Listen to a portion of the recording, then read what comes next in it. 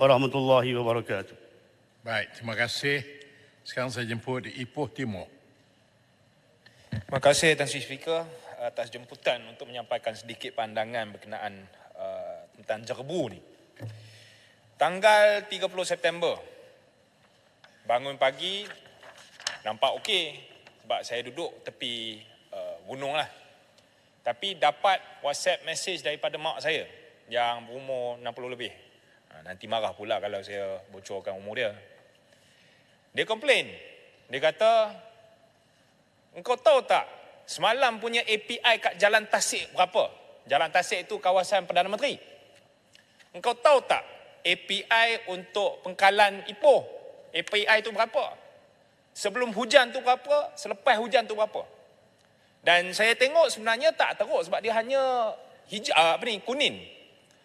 Jalan Tasik 100. Lepas hujan sat, dia jadi pula 80. Tapi yang dia komplain bukan pasal API. Kesian, sakit hati saya dengar suara mak saya seolah-olah dia dah batuk 3 minggu tak henti-henti. Suara dia tukar langsung. Ni mak saya 60-an. Ni belum cerita lagi, tertibanya 2 hari sebelum itu, anak saya pun tertibanya tang mana punya batuk tak berhenti-henti. Kenapa saya nak ceritakan ini? Saya nak ceritakan ini bahawasanya apabila tadi Yang Berhormat sahabat saya Petaling Jaya kata MP boleh tipu, Menteri boleh tipu. Dia kata sains tak boleh tipu. Sebenarnya sains pun boleh tipu. Kalau publish yang salah tu tipulah. Tapi kesihatan mak saya dengan anak saya, kesihatan orang kita tak boleh tipu. Dan implikasi sebaliknya adalah bahawasanya, tahu tak kita setiap tahun, apakah implikasi kos atau tambahan beban kepada sistem kesihatan kita daripada Jerbu yang tang mana datang tak tahu kalau ikut Menteri Sains atau Menteri Alam Sekitar Indonesia lah. Saya nak tanya, saya masih ingat lagi sebagai seorang adun, entahlah 8 tahun yang lepas. Saya dah keluarkan waktu itu kat Perak punya API memang teruk sangat. Waktu itu Gopeng pun masih adun lagi. Adalah. Waktu itu ramai yang duk sembang pasal Transboundary Haze Act, Transboundary Haze Act.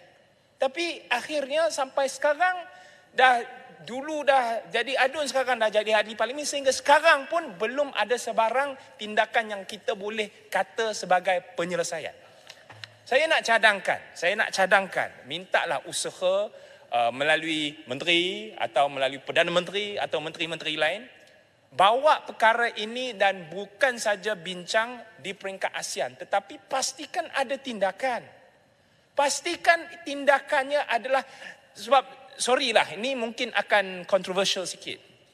Kita setiap kali benda ni berlaku tahun-tahun yang dituding jarinya ke arah commercial actors. Tapi perlukah kita mula tuding jari kepada pelaku negara? What is Indonesia doing about this? Selain daripada tak mengaku, kata tak ada Jerbu, tak ada masalah. Gopeng.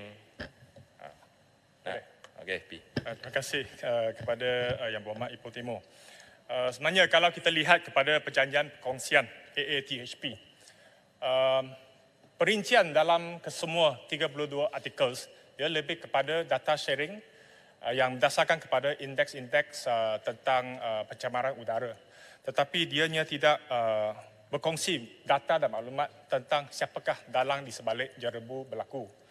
Dan adalah penting untuk kita kembalikan pembentangan IUU yang pernah dibawa tetapi terbantut pada tahun 2020 oleh Kementerian Alam Sekitar dan Air Kasar pada ketika itu. Dan adakah Ipoh Timur setuju dengan pandangan saya bahawanya pembentangan IUU Jerbu rentas sepadan harus dibentangkan dalam kadar yang segera dalam Dewan Yang Mulia ini? Gopeng, saya bukan saja setuju, saya bukan saja rasa harus, wajib untuk kita buat begitu. Kenapa? Saya tak nak mak saya suffer lagi, saya tak nak anak saya suffer, saya tak nak mak, pak, anak, cucu, semua ahli dewan, semua rakyat Malaysia untuk terus berbatuk tak henti-henti berbulan-bulan setiap kali sampainya musim orang nak bakar. Dia orang akan claim We have to have our right to develop dengan izin. Tapi kita di Malaysia, kita di Singapura, kita di Brunei pun kita tak boleh dinafikan hak kita untuk kekal sehat. Jadi itulah Ipoh Timur menyokong dan harap-harap kita boleh terus sehat dan tak ada jerubu lagi. Sekian terima kasih.